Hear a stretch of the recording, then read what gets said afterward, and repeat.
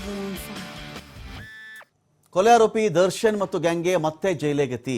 ನಿನ್ನೆ ನ್ಯಾಯಾಂಗ ಬಂಧನದ ಅವಧಿ ಕೊನೆಯಾಗಿತ್ತು, ಒಂದಿನ ವಿಸ್ತರಿಸಿದ್ರು. ಇವತ್ತು ಕರ್ಕೊಂಡ್ಬಂದು ನಿಲ್ಲಿಸಿ ಅಂತ ಹೇಳಿದ್ರು, ಇವತ್ತು ಕರ್ಕೊಂಡ್ಬಂದು ನಿಲ್ಲಿಸಿದ್ದಾರೆ. ಆದರೆ ಡಿ ಗ್ಯಾಂಗ್ಗೆ ನ್ಯಾಯಾಂಗ ಬಂಧನ ಇತ್ತಲ್ಲ, ಇದನ್ನು ಮತ್ತೆ ವಿಸ್ತರಿಸಿದ್ದಾರೆ ನ್ಯಾಯಾಧೀಶರು. 4 ದಿನಗಳ ಕಾಲ, ಈಗ ಒಂದಿನಕ್ಕೆ ಮಾಡಿಲ್ಲ ಇವರು, ಇನ್ನು 4 ದಿನ ನೀನು ಜುಡಿಷಿಯಲ್ ಕಸ್ಟಡಿಯಲ್ಲೇ ಇರಪ್ಪ ಅಂತ ಹೇಳಿ ನ್ಯಾಯಾಧೀಶರು ಹೇಳಿದ್ದಾರೆ. ಇವರು ಮಾತ್ರ ಅಲ್ಲ, ಎಲ್ಲರೂ ಕೂಡ ಇಡೀ ಗ್ಯಾಂಗೇನೆ ನ್ಯಾಯಾಂಗ ಬಂಧನದ ಅವಧಿಯನ್ನು ವಿಸ್ತರಿಸಿ 24ನೇ ACMM ಕೋರ್ಟ್ ಆದೇಶವನ್ನು ಒಂದು ಕಡೆ ಹೊರಡಿಸಿದೆ. ಸೆಪ್ಟೆಂಬರ್ 17ರವರೆಗೂ ಕೂಡ ನ್ಯಾಯಾಂಗ ಬಂಧನದ ವಿಸ್ತರಣೆ ಆಗಿದೆ ದರ್ಶನ್ ಮತ್ತು ಗ್ಯಾಂಗ್ಗೆ.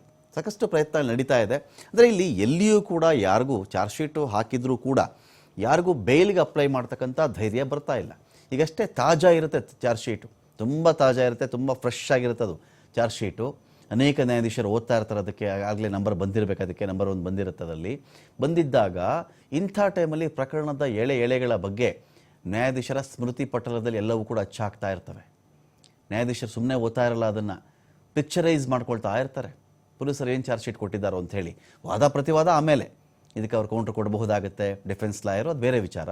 ಆದರೆ ಈ ಎಲ್ಲವೂ ಕೂಡ ತುಂಬ ಫ್ರೆಶ್ ಆಗಿ ಅವ್ರ ಮೆಮೊರಿಯಲ್ಲಿ ಇರುತ್ತೆ.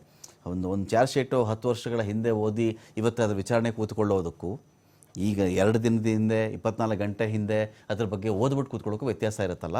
ಸೊ ಹಾಗಾಗಿ ಈ ಟೈಮಲ್ಲಿ ನಾವು ಬೇಲ್ ಹಾಕೊಂಡ್ರೆ ಸರಿ ಹೋಗಲ್ವೇನೋ ಅನ್ನೋ ಒಂದು ಚಿಂತನೆಯಲ್ಲಿಯೂ ಕೂಡ ಆರೋಪಿಗಳಿರ್ತಾರೆ.